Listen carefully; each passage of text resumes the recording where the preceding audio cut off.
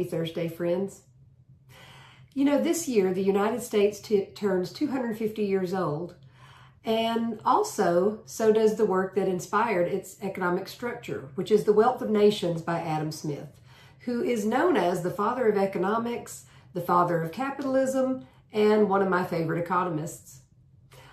Smith said that nations' wealth doesn't come from hoarding resources, but from a free market producing goods and services. The more that's produced, the wealthier the nation would be, which explains the booming economy of the United States, the giant economy. He believed that this was possible through things like the specialization of labor, that doing that would increase production and output. He believed in the limited role of government, that what we call a laissez-faire government structure, which is that when government puts excessive regulations, it hinders production and thus decreases a nation's wealth. But he's possibly most famous for the introduction of the invisible hand.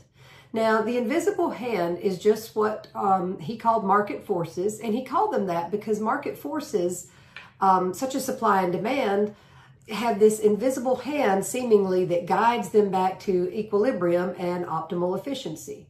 Now, nothing's perfect, of course, so the invisible hand, there are disruptions to the market every day, but what is optimal in the face of disruptions? And the invisible hand is what guides it back there, regulating prices, output, and things of that nature.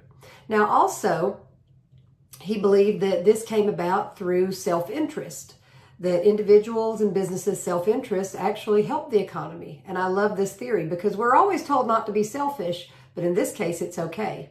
Businesses don't produce products out of kindness or just because they would love for people to have them, some of that, but also they want profit and they want market share, and that's definitely self-interest.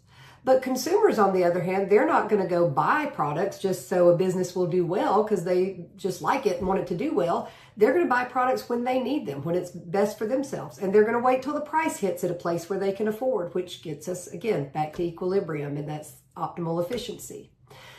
So you see, Adam Smith's theories, although several hundred years old, are just as relevant today as they were back when the United States was founded.